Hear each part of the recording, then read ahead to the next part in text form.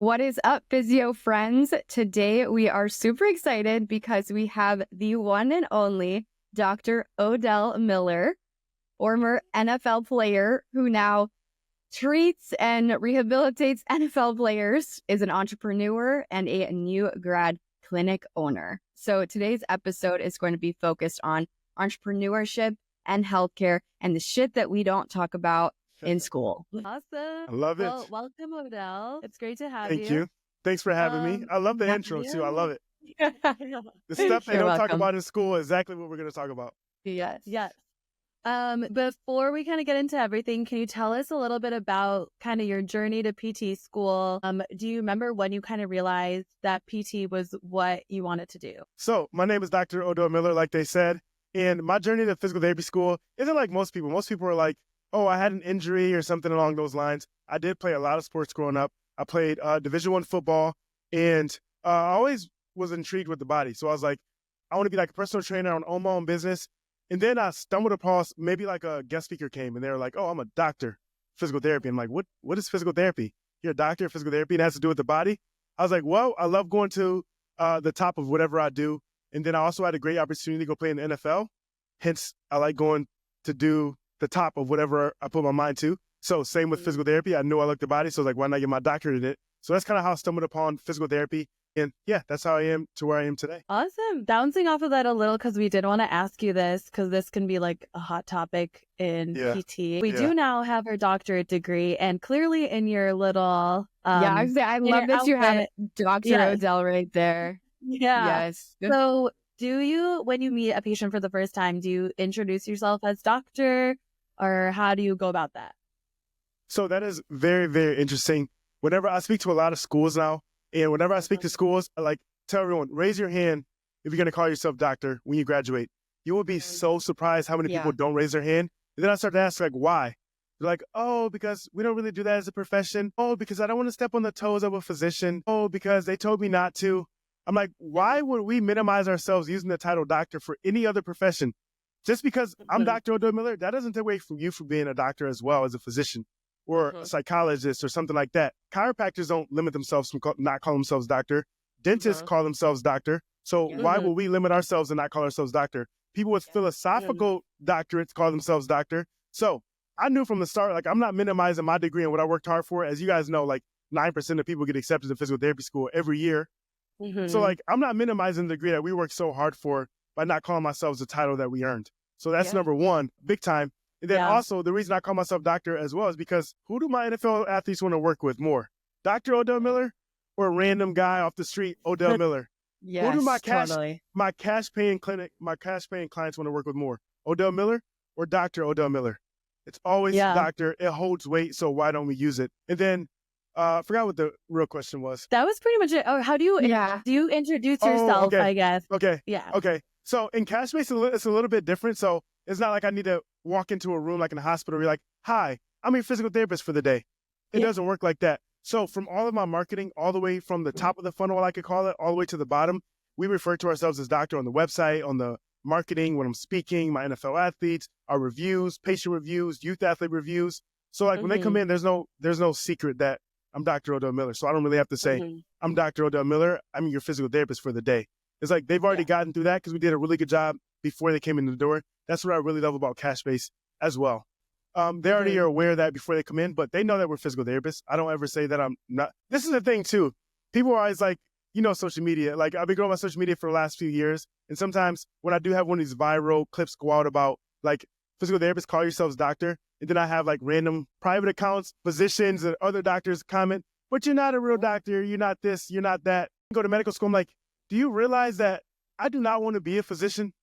Yeah. If I wanted to be a physician, I would have went to med school. So Exactly. like, I'm not hiding that I'm a physical therapist. Like, I want to be a physical therapist. I don't want to, I don't want to be a physician.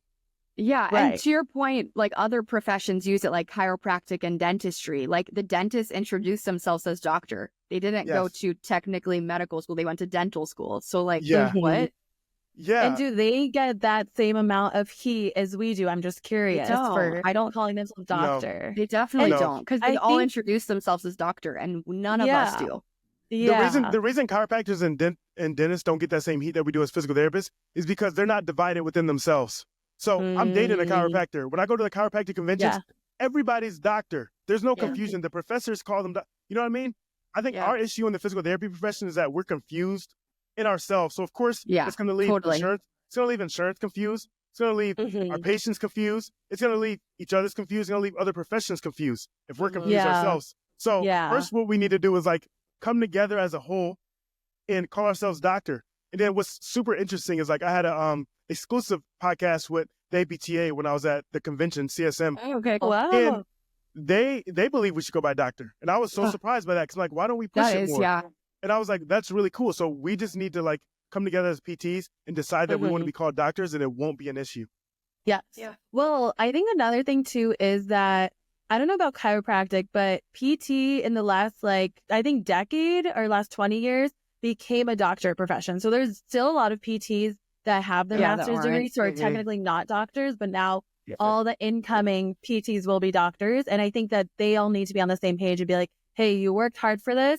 You can call yourself a doctor and that's okay. Yeah. We will probably get heat for it for a while, but eventually people will learn to accept it, I think. That is so true. That is so true. And it goes back to what I said too, like people within our own profession are pulling us down. So those without doctors, because they've been in the profession for so long, there's sometimes the ones that are like, this new guy's not better than me. They didn't use doctor in the clinic because then it's going to confuse the patients on who's the best.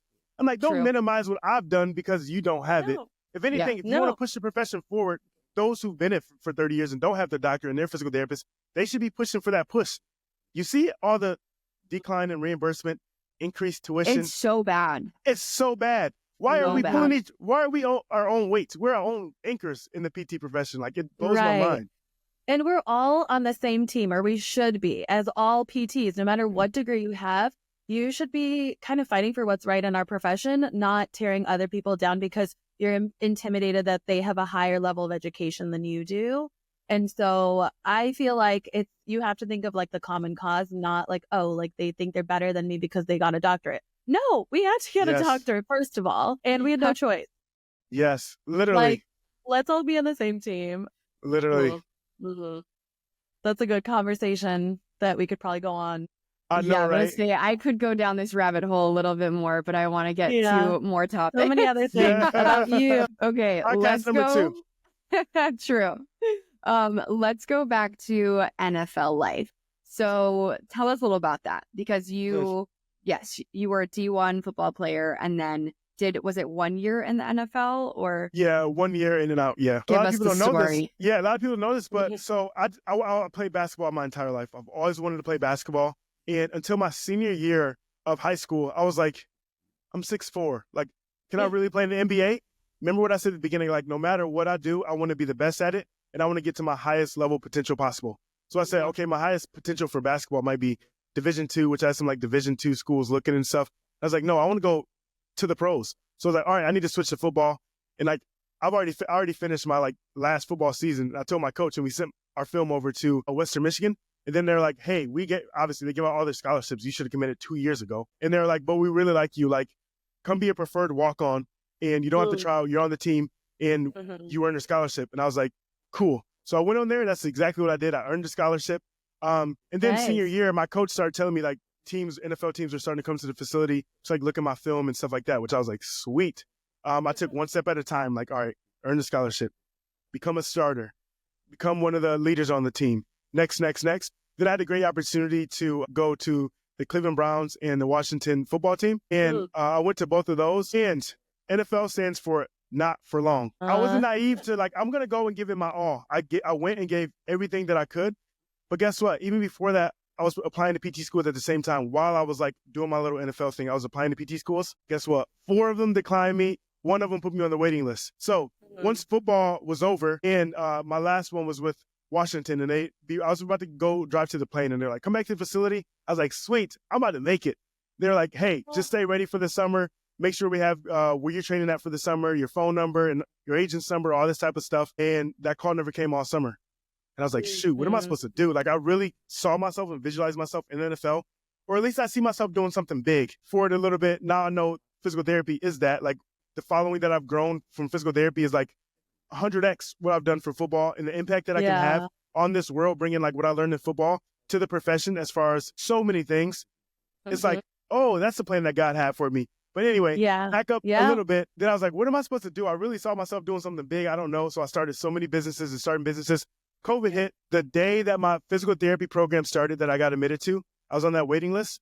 They said, hey, are you still interested? And I was like, yes. They're like, oh, cool. Here's the Zoom link. We start today. And I was like, whoa. No way. I was like, yes.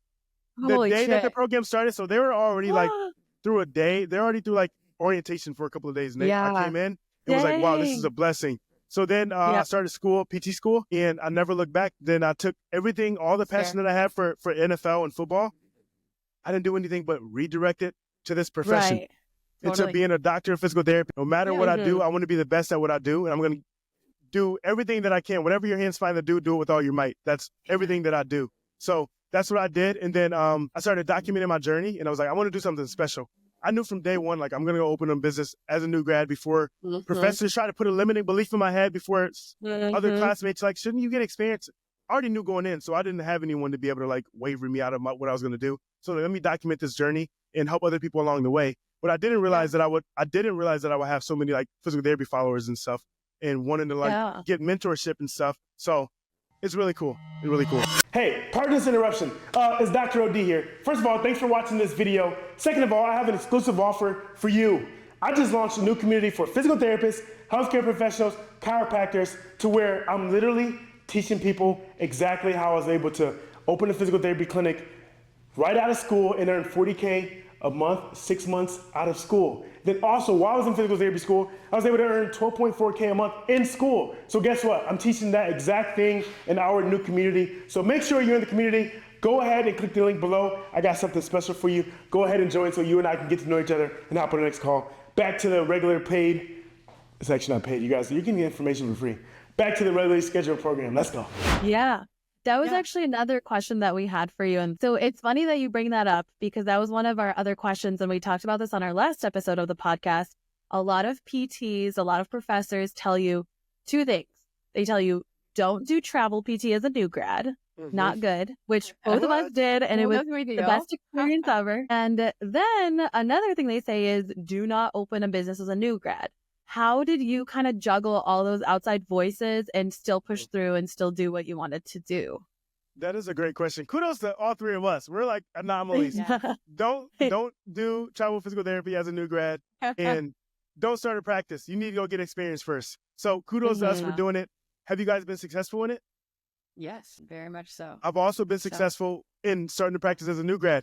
The number one question you need to ask for anyone who's giving you that advice, professor, they can have 5 doctorates. They can be the most brilliant person in the world. Hey, before you give me advice on not starting to practice as a new grad physical therapist, have you done it? Exactly. Have you ever owned a business? Have you ever started a practice? No. Okay, so you're not the person I'm going to go to for that. Because I guarantee you ask anyone who owns a physical therapy practice right now, 9.5 out of 10 people would tell you, yes, you can start a practice as a new grad. Those who started one as a new grad, which is very, very rare that I'm starting to see, everyone's going to say, yes, do it. But also the people who didn't start one as a new grad, ask them and they will say, what would you do different? They said, I wouldn't have waited 5 years. I wouldn't have waited 7 years to start my practice. I would have done it right out of school. So that's the person you want to ask for advice. Don't ask a professor for advice that they've never done. You know what I mean? Yeah. Like, no it's like that saying, like you wouldn't listen to someone you wouldn't take advice from. Exactly. Yeah. And no disrespect to our professors. Like, hey, I'm learning pediatrics from you. I'm learning neuro from you. I'm learning manual muscle testing from you. I'm learning this from you. I didn't come here. That. Yeah. Yes. Yeah. And I respect that. I didn't come here to learn entrepreneurship from any of my professors. Right. Zero of them.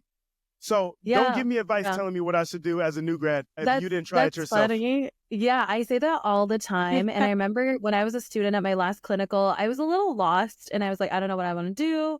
And then my boyfriend's also a PT and he told me, he's like, I want to do travel. And once I kind of started telling people I'm going to do travel, I want to do travel.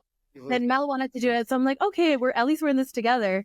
Yes. And so many people that had never done travel, let alone done it as a new grad, said, no, like it's going to be rough. You're not going to have mentorship, all these different things. Why not to do it? You're going to be sent to the middle of nowhere.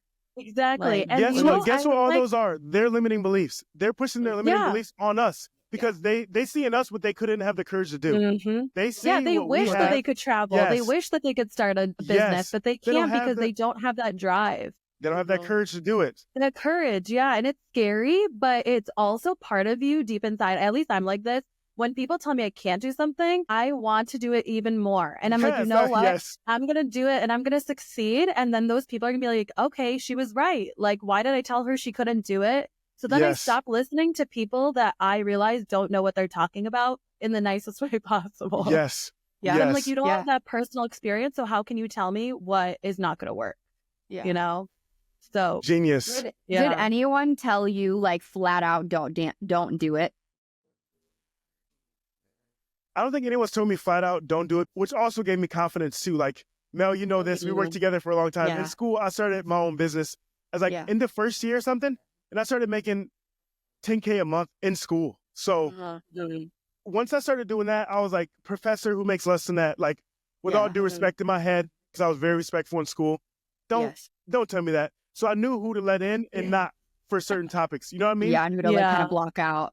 So no one's ever told me not to do it. I never told the story before, but which is really cool. So I was in my clinicals, and I'm not gonna say the name, but a couple of the clinicals offered me a job. They already knew that I was gonna open my own business.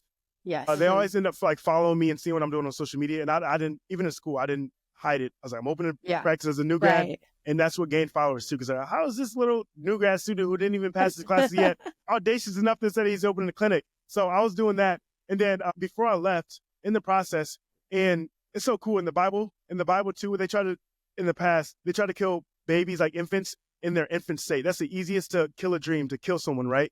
So in the infant state, when I was graduating and I didn't have my practice, it was all like, I'm going to do this. They were like, what you can do is like work for our organization, start what you're going to do over there for sports. I know you want to do a lot of sports, and just open this up with support under our organization. We'll have money behind you, all this stuff. And I'm like, I was like, will you? But you're like, no. So basically what I heard was, you can open up this practice, the sports side, get some NFL people in here.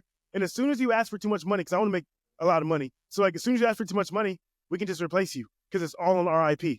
That's what I heard. I'm like, no, why would I do that? And you tell me when to work, what time I got to be there, how many hours I got to work. Yeah, it's like, absolutely not. But I was like, humbly, like I sat in there and they were like, we really want you. I was like, that's really cool. Like, I appreciate the offer. Right now, I'm going to go do my thing, but I'll never like to close bridges. I never close bridges. So I was just like, hey, if something doesn't work out in the future, I definitely will contact you. And then they were like, they offered me, I think, okay, well, how about just work here until you like get your clinic up and running? And I'm like, that was tough. I was like, shoot, that is a good idea. I get some experience. Then I just sat with it for a day. I was like, there's no way. This is like, they're trying to kill my dream before it starts, because you get complacent They're trying in that. to pull you in. Yes. And get you comfortable in that. Yes. And then I don't think they knew I was making money online already, $10,000 a month. Yeah, probably. They kept offering me more and more. And then they were like, all right, you're going to be the highest paid PT that we have. Don't tell anyone this. We'll pay you $75 an hour. Insurance-based practice, that's a lot. Yeah, that is a lot. Yeah. Most PTs as a new grad too.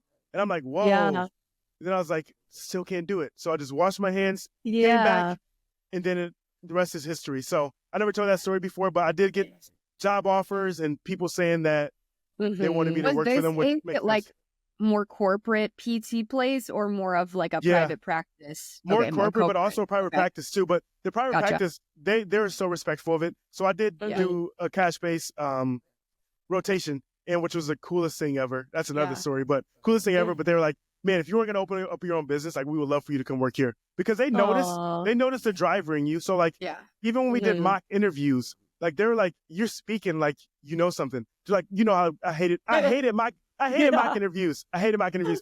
I didn't want to like fake, like, as an entrepreneur, I didn't even want to like fake or pretend that I was going to like go apply at one of their jobs. Does that make sense? Right. They're like, why are you a good candidate for this role? And I'm like, hey, because I understand money, I understand business. I was like, I'm a good candidate for this role because what I'm going to do is come and not only provide like patient results, but at the end of the day, that's replaceable. That skill is replaceable. We can hire another PT. But what I'm going to do is come fill the calendar of all the PTs in the clinic. What I know how to do is market, social media. I understand marketing. I understand this. I understand how money works. I understand all this stuff. And they're like, whoa, well, you're a student. But they didn't know me, obviously. The mock interviewers. Yeah, exactly. And they're like, whoa, like, and he really gave me his real card after the mock interview. Like, hey, we would love to like, explore this. It's because you understand, but I hated doing the mock interviews because I don't like Yeah. Well, I'm pretending like glad that but because you said you kind of thought about like maybe I should take this job, and I'm glad that you Mhm. stuck with opening up your own practice because it's Yeah. hard when it seems like everyone is Mhm. kind of against you doing it. But the Yes. thing is, too, if you were working full time as a physical therapist there, that's 40 hours a week. That's 40 hours that you could have been Away from putting the into your business. business Away and from your business. away from your business, and you could have been putting in towards your business. So Exactly. they were definitely trying to kind of pull you away from it, but also get the gain of you being there because you have NFL experience, you know how to work with Yes. athletes, you And bring market in and that yeah. clientele. So for you, it probably did seem attractive when you Mhm. didn't know for sure what was going to be on the other side. Mhm. But good Totally. for you for sticking Yes. through. Yes. Then like I said too, like a lot of people ask, like, oh, how do you have all this like business knowledge and stuff? Like no matter Mhm. what I was gonna do, even in the NFL, I was like always thinking like, what business am I gonna start with this first Uh-huh. NFL check that I'm gonna do? So I always say, Mhm. I'm a businessman first. Like business was always gonna be, no matter what I did, a lawn care business, whatever. Mhm. I knew that was gonna be a thing. So I'm a businessman that became a doctor of physical therapy, not a physical therapist who's burned out, low pay, and trying to figure out entrepreneurship. And I'm an I entrepreneur, like that you opposite. say that because I don't think that enough people in this world think that, especially in health. Like, Mhm. well, I feel like PTOT specifically, like Yeah. we are like groomed to think that we have to be in this world and work for someone else and be this therapist Yeah. there, but not Yeah. necessarily a business owner. So I really like that you said that. Yeah, Mhm. exactly. So now I'm helping physical therapists who are kind of burned out or underpaid or low pay, or they do want to start their own practice, do so. But Yes. Yeah. I'm an entrepreneur first, Yeah. and then physical therapist. So I totally understand that Yeah. everybody doesn't have that type of thought process.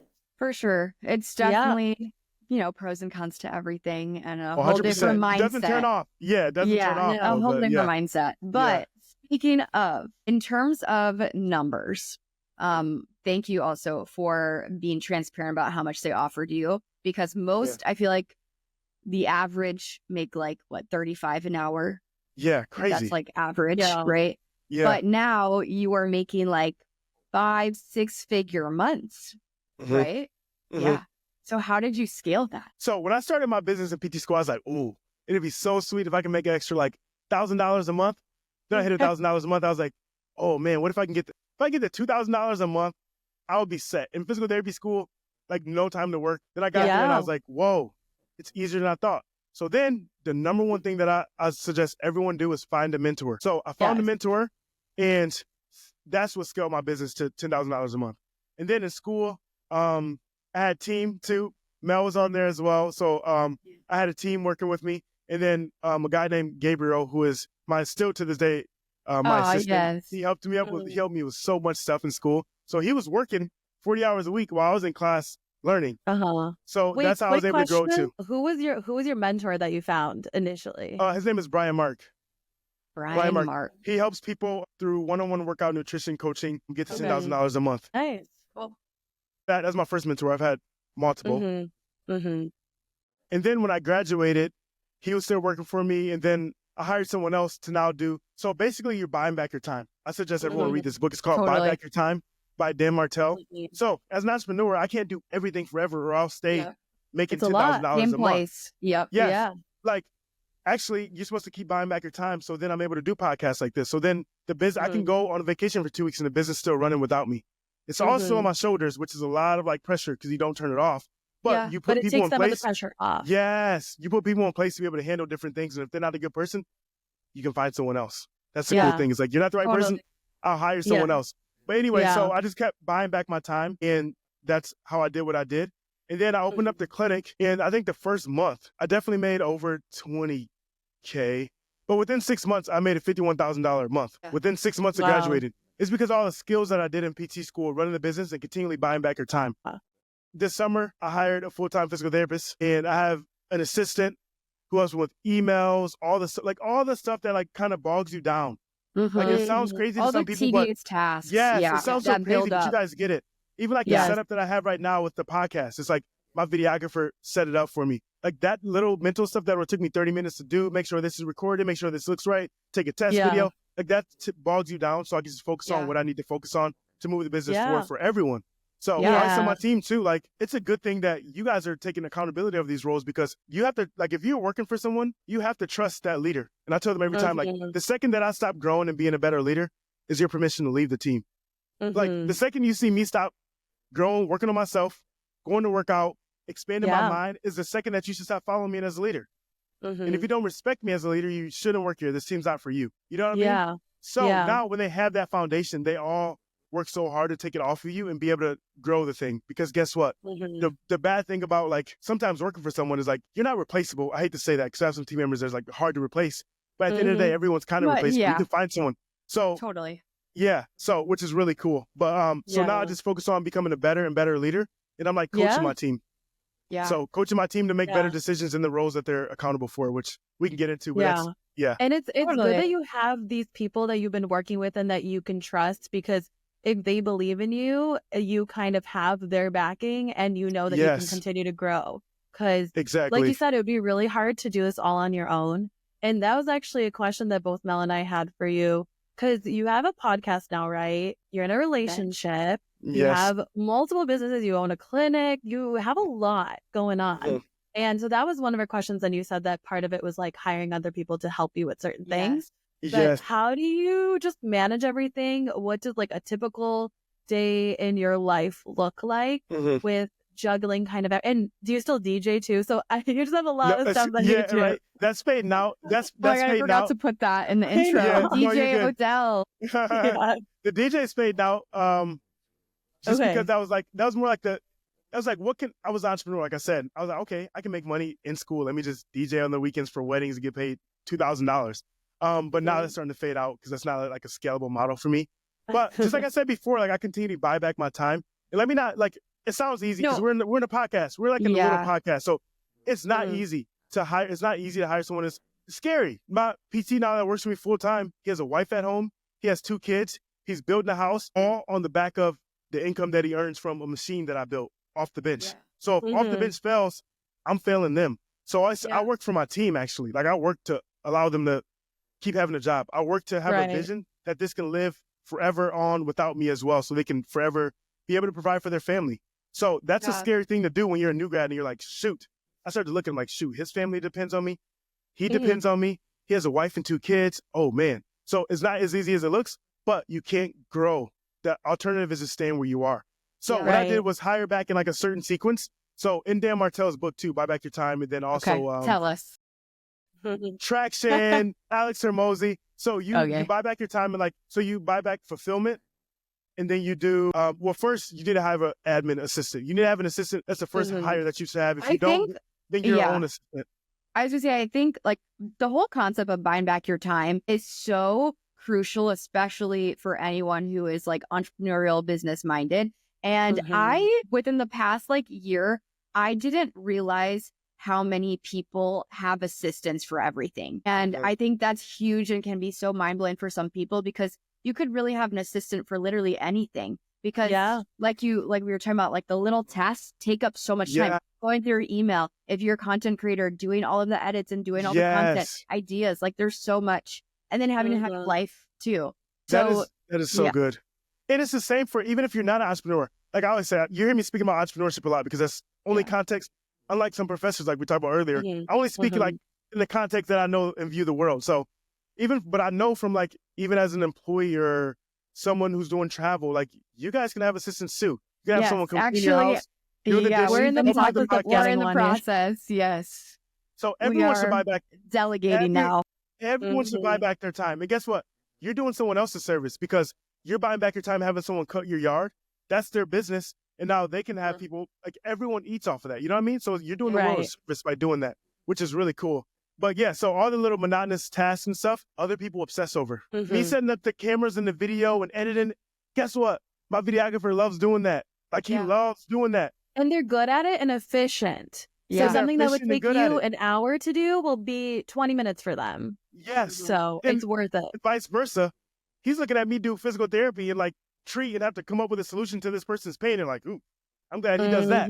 So everyone has a role in the business. You know what I mean? Like, they might see me on a sales call or lose 4 sales meetings in a row, and they're like, dang, that's tough. I would hate to be a salesman. And it's like, I would hate to edit videos. So everyone has a role, which is so dope, right? It's the coolest thing ever. So you basically find the issue or the stuff that you have and find someone who obsesses over that problem and loves doing that. Yeah. Assistants, there's admin assistants who love to organize your inbox, who love to make sure that you're reminded of the podcast that you're supposed to be on at 1 p.m. and where the link is and what the questions are. You know what I mean? Like there are people that can help you with that because I was on the other side of this too. So, that's why mentorship is powerful. I've been able to do in 1 year, like as a new grad, that it takes, and I didn't even realize what I was doing because I knew I was just seeking mentorship. But people in my mentorship group, they're like, you don't realize what you're doing. Like we've been out for 10 years, still trying to make the income that you're making now monthly in year one. And you already have a team in this, but it's only because of mentorship. Well, I was also going to say how much of it, because you do a lot of social media too, and how much of that success do you kind of attribute to social media as well? Big time. So up until like recently, all of my leads, all of my money was made off the back of social media. So all organic. Like I didn't start getting into paid marketing until now because now one of our rocks this year is to be able to make the business run without me. Because like I said, I'm going to do a lot of mentorship and mastermind stuff to help other students start their practice. So the business needs to be able to operate without me. So we're working on that this year. And that's one of the things. So I can't, if I'm using my social media for physical therapists, helping them get to the next level, I can't just still use it at the same time for the clinic 24/7. So I'm trying to separate those two so it has its own life, if that makes sense. So not until recently I got into paid. Social media has been huge. Yes. But also, let me tell you this, followers does not equal dollars. I know I have people in my mastermind that have way less followers than me, and they make way more money than me. Yeah. Like, I actually have a meeting next week with someone who exited for $100 million. He doesn't have a following. He has like 2,000 followers. Followers doesn't equal dollars. Like, that's always so interesting to hear. Yeah. Yes, even my current girlfriend, she has 700 followers when I met her. And I was like, and I didn't know, because I only lived online. I only know online. I'm like, how are you a multimillionaire with no followers? I was like, it doesn't make sense. I was like, what are you doing? Why aren't you filming yourself and showing people what you're doing? And guess what? She 10X'd her following the year and a half we've been together. She started with 700. She got like almost 8,000 followers right now. Because what did she do? She simply just turned on the camera and showed what she was doing. Like I said at the beginning of PT school, what did I do? I said, I know I'm going to do something special, so I'm just going to document the process, and whoever wants to watch it and learn from it, they can. So there's so many like multimillionaires out there that don't have followers. So followers does not equal dollars, but having a following definitely will help. Yeah. And I think that because you said like you did as much as like some people do in 10 years in 1 year, but also I feel like you were building up to all of that, to opening up your practice. It seemed like for so long, like every single thing that you did before that is the reason why it was so successful in that first year. You know, you put in so much work into it. Yeah, success is preparation meeting opportunity. So I definitely was preparing for that and knowing that's why you got to know, figure out what you want to do with your life, figure out where you want to be in a few years. Like I want to do travel PT. So now once you decide that, when a professor tries to throw a little like weeds in your garden, you're like, no, because you're so steadfast on what you're doing. Yeah. But if you're kind of like, if you're able to just go with the wind, then you're going to be pulled in different directions by your classmates, your professors, people in the profession. So find out what you want for your life, and then you go do it. It doesn't have to be what your parents want for your life. It doesn't have to be what your siblings want for your life. Anyone else besides you, and then stay steadfast in that.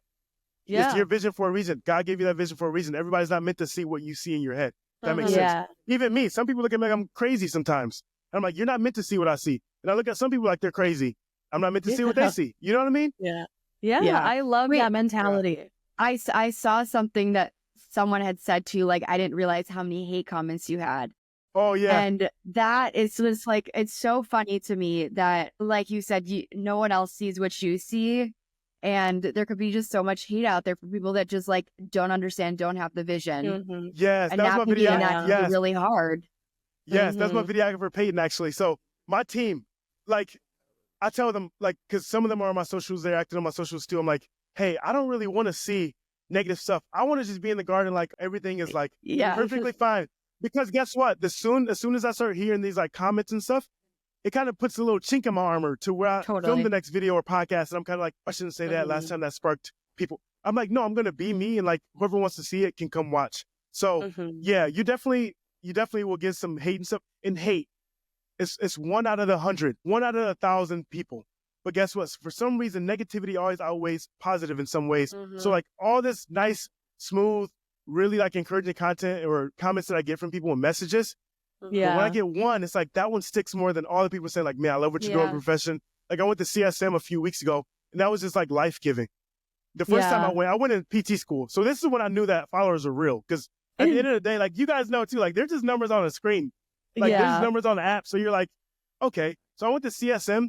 Before I left the hotel, I had 3 people stop and ask me for photos in school, in PT school. But I didn't, like, I didn't expect that going there at all. So I was like, that's fair. After that happened, and I went to the convention, I got a bunch of photos, people coming up and stopping us. I was like, what the heck is going on? Nice. And I follow you on this. I follow you. You're so inspiring. After that, I went even faster. I was like, I don't care what a negative comment says, what anyone at school says for me filming all the time or anything. Because what I just experienced, I had no idea. That was like, it's all worth the negative comments. Exactly. And I only had like 10,000 followers at the time. But this last time that I went, I was like, okay, now I'm kind of prepared that people would know me. But at first I just walked in like I was like everybody else. That 45,000 followers, I just posted a YouTube video. So many people stopping and just talking about how much, like, sharing my journey, students, new grads, African Americans who are less than 3%. Like, I was like, this is so life-giving.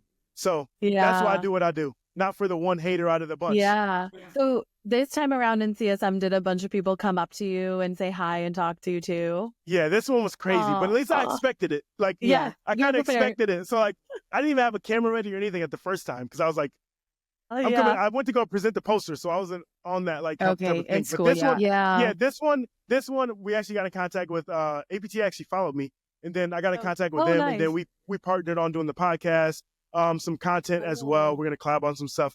So this time I went in expecting it, and I vlogged the entire thing as well. But like literally past the registration desk, we had a line of people just stopping and saying how encouraging the content was. But I more expected it then, which is cool. But it was still it's still very life-giving because it just shows you, because I'm speaking to a camera. So sometimes you get like, it's just me and my camera. There's actually people on the other side that you're inspiring, which makes every hate comment worth it. That's actually Mel. I messaged Mel after because I forgot that CSM, was happening recently. And I told Mel that next year, I don't care where it's going to be, I want to go because we should go. Oh, it's in California? Yes, I'm too. You should. Yes, you guys should go.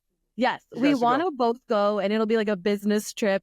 But it's just such a great like networking opportunity, and I feel like it reignites the passion that you have for your profession for sure. And just meeting all these like-minded people is really cool, I'm sure. Yes, that's literally what I went. I was like, this is a business trip. So same with you guys. You can there's so many people too that you follow and talk to. We have so many Mel and I were social media friends for the longest. And we're like, you're in Chicago? Yeah, I'm in Chicago too. Whoa, let's meet up. Yeah. So I came downtown and met all of you as well, and I hung out with you guys a few times.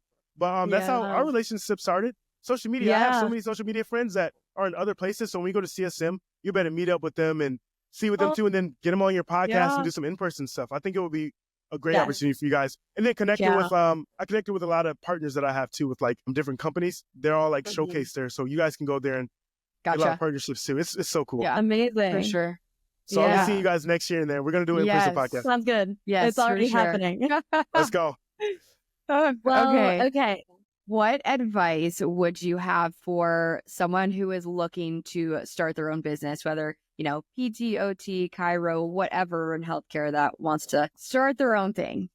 Yes. The biggest advice that I have for anyone who wants to start their practice as a new grad, physical therapy, chiropractor, OT, no matter what it is, why would you go try to use your time, which is a limited resource, to learn lessons over the next 10 years that you can learn in 1 year by using your unlimited resource, which is money, to find a mentor. So you learn from there. It's like, pay for the lesson instead of the scars. So I pay a mentor, and I suggest everyone find a mentor who is doing what you want to do. And guess what?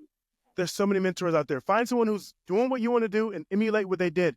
And mentors can be in the form of paid mentorship. It can be like a mentorship group like I have for physical therapists, or it can be in the form of a book, which I read a lot of books. I have mentors that don't know my name. I have mentors that would never see me a day in their life. Hey, you're my mentor. How? I read all your books. I watched what you did. I followed your journey. YouTube videos. There's so many different ways of mentorship. It just doesn't have to be paid. But find someone who's doing what you're doing and just consume their content, consume the way they move, consume the way they speak. All that stuff, so beneficial, and you'll be way farther than trying to do it on your own. Because guess what? They made some of the same mistakes that you're going to have to make. Why not just avoid making that mistake by watching it and learning from theirs? Yeah. No, agreed.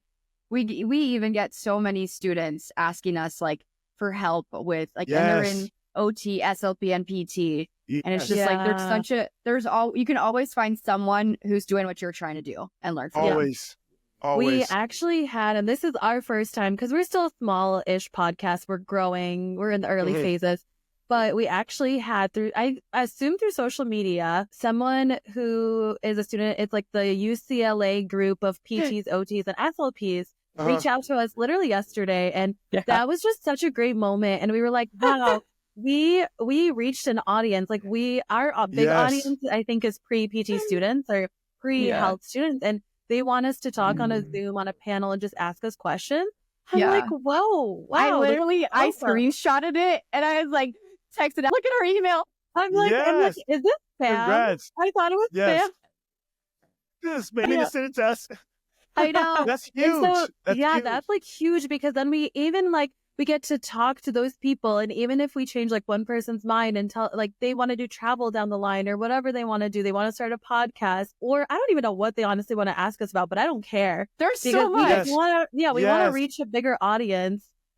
And that was the first time that this has happened since we started our podcast. So doesn't that give you all the energy to keep going? Doesn't that give you energy? I'm like, oh my gosh, this is so cool. You're like, tomorrow we're recording 4 podcasts. So that's a similar experience. Like that gives you life. You're like, well, I'm doing something right. And all you have to do with you two, like all 3 of us, just focus on what we've been called to do.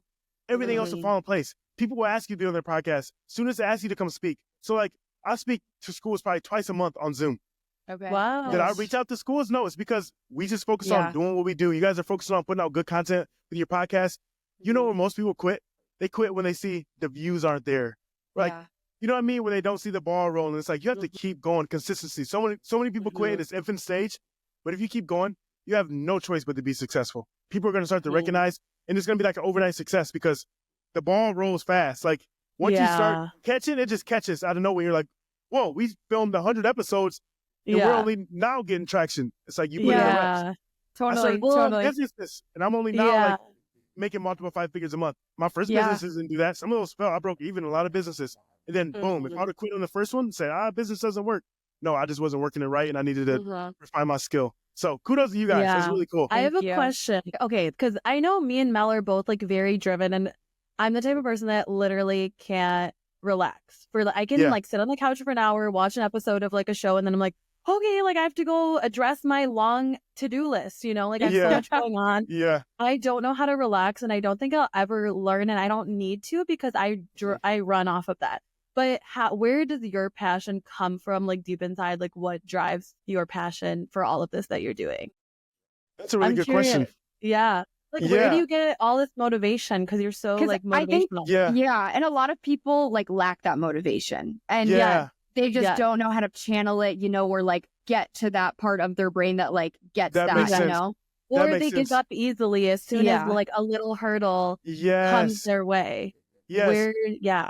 You guys will understand this. Like, are you always motivated? Were we always motivated to go to class? Were we always motivated to study? Are you always motivated to film your podcast? Are you always motivated to go on your travel assignment? Are you always motivated to go back to work the next day? You're like, I mean, I want to enjoy the beach. Like, I'm on this awesome travel assignment. I want to be on the beach. Like, I'm literally, it's like 85 and sunny in Florida right now. I could be at the beach right now. Exactly. But I'm here with you guys. Exactly. So, guess what? Motivation comes and goes. So, I don't rely on motivation. I rely on discipline. Yeah. I rely on like setting goals and like, hey, this is a goal that I want. So, no matter if I'm motivated or not this morning, I'm going to the gym. I'm not always motivated to go to the gym in the morning. I'm not always motivated to wake up early. But guess what? I do it today, and now it's a muscle like anything else. So I don't really rely on motivation. And then more it's really discipline. cool, like exactly. Yeah, discipline. Yeah, I think everything can be trained in life. Yes, like I think every single thing, every single habit, everything can be trained, and I don't think people think that enough and like tap into that. Yes, that's so good. Yeah, so good. What about you guys? What's your drive? Mel, go first. I just want like more conversations in everything. I guess there's, you know, very different avenues that I want to take. Like for my career, I obviously am a travel PT right now, but that's not what I want to do forever. I would like to do something on my own later on for the podcast. Can you say that? Can you say what that is? I definitely want to do my own thing in the future and start my own practice. But I put it still out don't there. know. Put it out there. Yes, fair. I still don't know where I want to live though, so that's my first step. First, I need to figure out where I want to live. You haven't then known I'll that get for there. years. She's been trying to figure that out for years. Yeah. I still have like Texas, Houston at the top of the list, but we still want to see a couple TBD. other places. Yeah, TBD. And I just really want to grow this podcast to be like the healthcare podcast that talks about all avenues and like actually has healthcare professionals on, because we just need to be having more conversations, especially healthcare at this day and age is like fucked, honestly. I just want more conversations to be had and more rooms to be filled and more people to be having them. So good. That's my so drive. good. Love it. I would say for me, my motivation. So both of my parents immigrated from Ukraine in 1992. I was born in Chicago. So they came with barely nothing. They didn't even really speak English, and they came to the country with next to nothing. My mom was planning to go to medical school, but then she got pregnant with me and my twin sister. Then she's like, okay, shoot, I'm not going to be a doctor. Like, I'm going to go the nursing route. So she studied so hard day in and day out, barely speaking English, got her nursing degree, passed the NCLEX, passed the TOEFL or whatever, the English second language exam. And now she makes 6 figures. She has a very successful business, a home health care business. She works so hard and she's honestly a queen. And I just really look up to her a lot. And I think that they instilled at a young age, like very, I don't know, this drive in me to succeed. I'm like, my parents did not come to this country as immigrants and struggle so hard to give me a good life. And then me to like, whatever, like, I know I'm so lucky, like, so I just have that drive in me, I feel like, from them for sure. And my dad too, he's a mechanic, has his own business, is very successful. So, like, I think that's part of my drive. And then it just becomes naturally like yours, not your parents. Like, and yeah, that's what I want to do. I honestly don't even know. I want to do too many things, but I do see myself also wanting to open up my own little practice one day, because my boyfriend's also a PT, so that would be great. Mentoring people that want to go into travel PT and just helping to push the profession in the right direction one day. Yes. I love it. I just had a vision. Yeah. We're all going to be speaking on the same stage one day. Like, we're going to have an event together and we're going to speak on the same stage. Yeah. Like, seriously. Yeah. So I'm very excited about that. And then you guys are awesome. Like, looking from the outside, like, I love what you guys are doing. Like, you started like last year? In September of 2024. So cool. Yeah. So cool. Yeah. Like, that is huge. So kudos to you guys and keep it up. Thank you. Keep it up. Thank Do you. you guys know who he is? No. She's a good friend of mine. You guys should follow her, definitely. She does well, too. Write that down. So what you said about helping people with travel therapy, she does travel therapy. nice. And then DM me, too. I can send you her page. Is that Jenny. Wanderlust? Yes, Wanderlust. Oh, okay. Yes. Wanderlust I was PT. gonna say, Yeah. Yes, It's we know amazing. who We she just know her by Okay. that. Yes. Okay. Have you guys had her on yet? No, No, but we would love want, to. yeah. Yeah. We're trying not to oversaturate with PT because we really want to tap into the other areas of healthcare and wellness. That makes So sense. we're trying to disperse our PT people. Yeah. Yeah. That's really cool. That's really cool. But what I really love, like, there's so many different things to do in the PT profession than just doing the work of being a physical therapist. Totally. Like, there's so many other things. Like, Jess is crushing it. There's so many other things. She helps people. I don't go into her business, but there's so many things that you can do in the profession that people need to realize as physical therapists that are beyond being patients. That's actually like the low leverage activity of it all, to be honest. Yes. Sounds bad, but that's the lowest leverage activity that you can be in the business. I agree. I know exactly what you mean.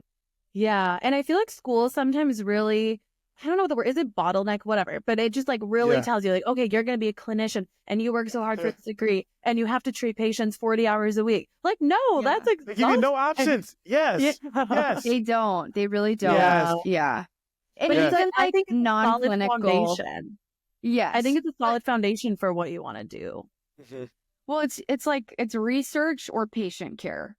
And like, right. That's You what can do they tell research us. or you can do patient care. Wait, what do you mean? That's all that you know about, because guess what? They've been a professor and they've been in the clinic. That's all they know. So they need to definitely get some more people in the professor world to open up a PT. But what's going to be the future too is I really think cash-based physical therapy will be the future. 100%. Everyone's leaving. Everyone is leaving corporate PT because compared to what we should be making, they're not getting paid shit.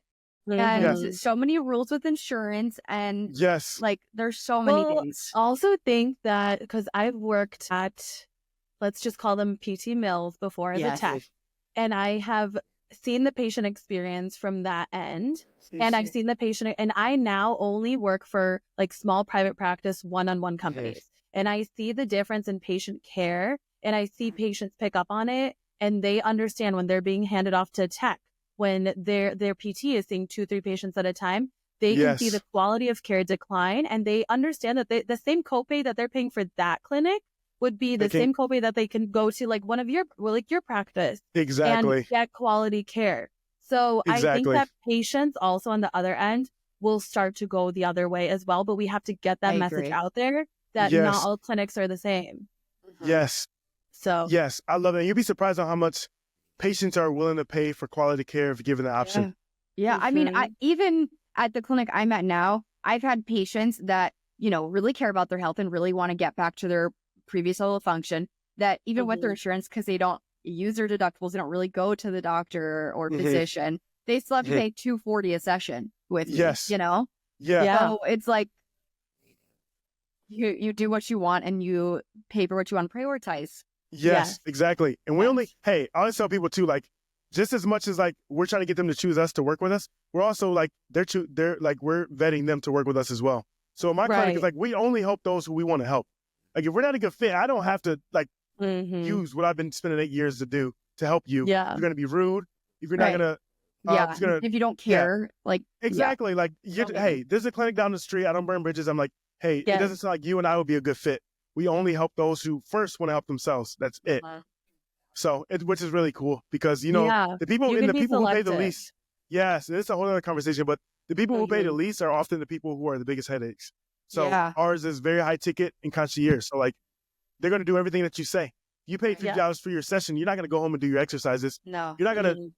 go to all your PT appointments. Like, well, if Mhm. you pay $300 a session for You 45 all minutes, go. you're going to do And you're everything. gonna care. And guess what? Their results are like 3 or 4 sessions. Yeah. Yeah. Is it because I'm a better PT than the person at the insurance base? No. Not really. It's because I require more of them and we give them one-on-one care. One-on-one That's care. it. Yeah. Yeah. And Yeah. they took more What- priority in what they were getting. That's Mhm. fair. Speaking of pay, what do you typically charge for eval and or treat? Yeah, so we do 10 session packages on average. So you have 2 options when you work with us. So it's 10 sessions and you can either pay up front and you save 10%. So it's only $2,700 instead of $3,000, or you can do a week-to-week payment plan for $300 a week. Which one's easiest for you? Then they'll say like, "Ooh, I really want to save the 10%. I'll just pay $2,700 up front." Yeah. And then boom. And then we have the way we lay it out too is like, all right, the first 3 or 4 sessions we're going to get you in that parasympathetic state, rest, because we see a lot of active individuals too. A lot of people are strong. Some are NFL guys. Right. People doing CrossFit. Sometimes like, I don't know where you guys are at with treatment, but like exercises, like just straight doing exercises, reinforcing what they're already doing. They're already walking on their hand, doing handstands. It's like, no, we actually need to dial it back a little bit and get the For muscles sure. firing where they're supposed to be. So we explained it to them. First 3 sessions, we get you in a parasympathetic state, get your body relaxed, and get your muscles firing when they're supposed to fire. And then we strengthen this section. Then you're going to feel good around like session 6. And they're like, oh, I've been to PT and I went there 30 times and I don't still have the results. I went there Oh for my gosh. Exactly. and I'm like, so now they're like, okay, I understand. So then Yeah. the last like 4 sessions, we section out like every other week instead of weekly. And then Yeah. sometimes some people have been working with me last year at the beginning. They still have a couple sessions left, but they're like, I still don't have pain. You treat it all, so I'll just use it later. So it's really, our model's really Amazing. cool. Yeah. Yeah. So everyone who's listening, you heard those prices. So People will pay it. people will pay it. People pay it. Like they're like, Yeah. but I'm in a small town, it does not matter where you are. Like you will attract what you're building. Like I thought like, trust me, like I'm saying this with all this audacious. I say this with audacity right now. But at the beginning, you don't think I was nervous? Like, okay, first time I was good at sales because I already did 200 reps on my online stuff. So I was like, I'm good at selling. And I was like, all right, it's 300 a session. Okay. Yeah. And I was like, whoa. And they're like, I'm going to use this card. Wait, my card's in the car. Bring it back the card and they pay it. And I was like, Yeah. Amazing. man. And then I was like, shoot, but I'm a new grad. Like, I know I'm good at business, but like, am I good at treating? And then I treated my first like 5 people and they got better faster than I did even when I was a student because I gave them one-on-one attention. I don't have to like, we don't have to document the same in cash base. Yeah. Wasn't typing. I gave them one-on-one attention. I wasn't worried about, 8 minutes, I need to switch and do this. 8 minutes, I need to switch and do this. So then they got back faster, and I was bought into what I built. I knew it was deep down inside, but until you have that fruition, until you see it like happening, now I'm bought in, and now I can like instill that like into my person who came from the hospital as well. Now he's bought in, and he's selling $3,000 packages, never sold in his life before. It's because of what we provide. So it's really cool. You took out the most annoying part of our job as PTs is, okay, there's two: insurance and documentation. Which documentation is for insurance?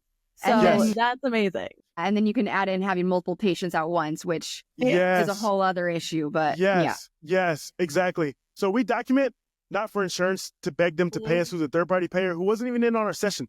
Why am I asking you to pay the session? You don't even know what went on. And then you telling me, no, I'm not going to pay you because you did this. It's like, and now they're teaching us how to like document a certain way so they pay. Even if you did this, just make it say neuro re-education instead of this. I'm like, why am I doing all this? Like, I'm not doing that. So now we document to not get sued. Here's what happened. Yeah. Well, also, people are totally, I was thinking about this too when you said your prices. People pay at least $100 an hour for a personal trainer that has a certificate, that did not get their doctorate degree. So when you think about that, your prices are not outrageous at all when you have a doctorate degree and you know everything that's going on behind every single exercise and movement. So and again, preparation meets opportunity. I think I had a little more better on the price and not being scared because I was already charging $3,000 for 6 months, which is like 3 months now, or 2.5 months, but it was $6,000 or $3,000 for 6 months. Online, you mean? For online. Yeah. So I was like, they're paying that, and I don't even have a degree. Like, I don't have a doctorate at that point. I was like, just a personal trainer, like you said. Yeah. And then I was like, of course I'm gonna. So then, like, of course, people were paying $497 a month, and I was like, of course I'm gonna charge a high ticket in here. Now I'm like, actually, I have to spend my hour with you, so it needs to be worth it because I can go online and see 10 people at the same time on my app and just give them a program and make that much and not have to see them. Of course, you're gonna have to spend a lot of money for the time. Yeah. How many hours throughout the week are you spending one-on-one, like treating patients? Yeah. So I no longer really see patients. Oh, really? He's full time, so he works. Oh, so exactly. Nick? Okay. Yeah, Nick. So he sees all the patients, and we had like a little handoff too, which is cool. Now he's learning sales and everything like that too. So he's doing the consultation sales, and now my job now is a coach. I coach my team. I coach my videographer. I coach my assistant. I coach my video editors. I coach the guy who helps me with marketing and all this stuff. Like, here's what I want. Oh, I coach the person who's doing the website. So I listen to their sales calls. I listen to their calls when like a new lead comes in, like all that stuff. And I'm just coaching them to do better and better. So he can reach his goals as well. Yeah. Yes, exactly. So, and then guess what? Everyone has their goals within that as well. Like you have to get behind a leader. Like you have to get behind a leader that you think can go far. If that makes sense. Like get behind a leader that can, like your goals can live within their big goal. And that's the biggest and thing. just like surrounding yourself with like-minded people and people you can even have these conversations with too. Like I feel like I'm at this point now where not that I don't want to be around certain people, but like I want to be around like-minded people who have similar mentalities and conversations where we can talk about financials and life and business and, you know, all kind of areas. But exactly. So really, really cool. But then I see like marketing and stuff for like our NFL guys and stuff when they come in, but I don't see patients like that anymore. Yeah. Okay. Very interesting. Yeah. I'd love to hear that. Businessman first, but it actually does my team a disservice if I was seeing all the patients, which I did before, which I didn't mention earlier. So at one point, because you were for a while. I did the messages. This one I was like, shoot, okay. Like when I made like within 6 months when I made a $51,000 a month, I was alone. I was like, shoot, I have to respond to everybody. I have to like help onboard them. I have to see the patients. I have to market. No, I had two, but one was like in my DMs on social media and getting the leads to me, but I still had to like do all the stuff. And then another person who edited my videos and helped me like on that sense of like, oh shoot, the calendar's broken. Can you like, he was like my tech guy. He's like the IT guy kind of, but he wasn't like a patient care guy. Yeah. I was seeing the patient, so I was like, I need some help. And then I met Abby and I'm like, she's already in it. And I'm like, oh, I need to learn. She's like, you need someone to help you at the front desk. I'm like, front desk? I don't need anyone to like sit at my front desk. It's like max of like 7, 8 patients coming in for the day. 6. It's not like I don't need anyone checking. He's like, no. So I got a virtual assistant. Now she does all the online stuff. She doesn't sit at the desk at my office. So I just continue to like learn and stuff too. Yeah. And then it made it so much easier. But that's a whole podcast in itself too. Being able to delegate and buy back your time and how to do SOPs and all this other stuff, checklists and stuff. I'm going to read that book I've been really into reading right now, and once I finish my current one, I am going to read that book. I'm putting it on my list. Audiobook? Do it. Probably. There has to be an audio. She's like, is there an audio version? Because, and then another good one too is so Buy Back Your Time, and then Who Not How. Who Not How. I need to write these down. So when you have something that you want to do, I want to make this commercial for something, or I want to make this new program. It's like, okay, you're a visionary. Who can help me do this? I shouldn't be trying to figure out how I'm going to do this. I shouldn't be figuring out how you're going to cut up this video. How are you going to set up my podcast? It's like, find the who. Yeah. Hey, this is what I want. Figure it out. And it's like, not how. Like, oh, how should I do this? And it saves you so much time. So Who Not How is really good. Then 10X is easier than 2X. Like going 10X is actually easier than 2X because you think on a bigger scale. And like when I started thinking 10X, I'm like, oh, I can keep seeing all the patients. I can keep doing what I'm doing, but I'm not going to be able to like next my business doing that. So you start thinking next, and then you put people in place and your business is like, boom. It's like, whoa, because I only thought 10X, but really, really good. Totally. Really, amazing. Really good stuff. Okay. One last question. One last question. And we randomly thought of this, but it was not on the list. You guys are laughing. It's so random. Okay, just to let you know. But we have to ask, because you were doing van life for a while, and a lot of travel PTs do that. Are you still living in the van, or what happened to the van? Okay, so I am still living in the van. Okay. Still living in the van. This will probably be my last summer, and this will be my last summer. So I did 3 years van life. I started it, like, I wish I would have started earlier. Like, honestly, it's so freeing. Because now, guess what? Although I am making, like, more money right now, that I don't have to live in it. Like, I don't have to. Yeah. But guess what it allows me to do? Mentally, I am so free. I can be wherever I need to be. I can go wherever I want to go. And I don't have all this baggage bringing me back to a certain place. And then also, all the money that I do make, I reinvest back into the business. That's it. Everything gets reinvested back into hiring someone else, marketing, ads, all the equipment in the clinic, travel, equipment, all this stuff. It just goes right back into the business so that it can continue to pay me and make, they say, let your business make babies for the rest of your life. So, so I still live in the van, but still in the van. Wow. Still in the van. Didn't you buy recently? Oh, yeah. So I do have a property, but I don't live in it. So I have a duplex. But also investment gives me babies every month. Yeah, investment property. So I have 2 tenants in there, but I don't live in there. Yeah. So I live in a van and people live in my house. Yeah. You're like, I don't need anything more. I'm good here. Yeah, exactly. In the van, like I paid the van cash and everything. So it was like, I don't have to, like, I don't have a monthly payment for rent or anything. It's like my rent is only in the business at the clinic. So True. Which is really cool. Yeah, we were wondering what happened with the van or what was going to happen. I'm still in the van. I'm still in the van. Everyone's like, why don't you show the van more? I'm like, I'm not really like a van life person. It was literally strategic. It wasn't for me to be like, but really cool. Are you guys getting the van for travel? Nah, I can't do it. I can't either. We're a little too high maintenance, I think. Not going to lie. You're too high maintenance. Your closet's too big. Yeah. Honestly, it's not even the clothes for me. It's like the kitchen stuff. Like, Have you watched? Some people have some cool kitchens. Hey, don't judge me in life on what I do. They have some really dope stuff. That's hilarious. Well, I'm glad we know, because honestly, that one I was the most curious about. Yeah. Still doing van life. Maybe last summer, 3 winters. Yeah. Winters are the worst, but now that it's summer, it's good. Now you're good. Well, that's kind of all. Is there anything else you kind of want to throw in before we wrap up?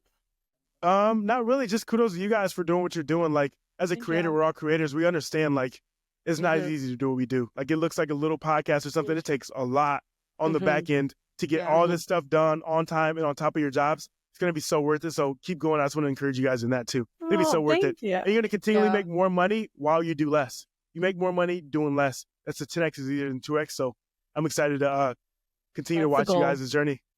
Yeah. Thank you so much. Yeah. Thank you, Odell. Of course. Yeah. Well, thanks for having me on. Yeah. Thank you guys for tuning in. We appreciate you all so much for listening. We hope you enjoyed the podcast. This episode was very informational for us, and I'm sure all of you guys out there listening. And we hope that you can take away at least one thing from this episode, probably more. And mainly not box yourself in as a clinician like we talked about, because you can do whatever the heck you want, and don't let those outside voices tear you down, because they will a little bit, but don't let them. Okay, Odell, really quick, where can everyone find you? Just kind of plug yourself for a second. You can find me on Instagram at OdellMiller25. OdellMiller25 on Instagram, all platforms. And make sure you subscribe to the Physio Diaries. You guys are amazing. Yeah. course. your podcast as well, and Yeah. you have Oh, a yeah. mentorship. Yeah. Yeah. So I have a podcast called Beyond the Bench. My clinic is off the bench, so Beyond the Bench. I'm Beyond the Clinic. Love it.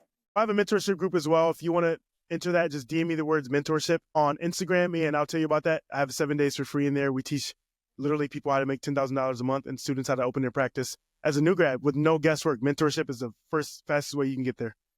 Okay, cool. If Awesome. there's any specific person or profession you guys want us to get on the podcast, just tag us, let us know, message us, put it in the Google form. If you enjoyed today, we please ask that you leave a review and make sure to follow so you can get an update every week, every Tuesday, and you can listen when the next episode drops, whichever platform that you listen to your podcasts on. All right, that is all for today, and we'll see you guys next week. Bye. Bye, guys.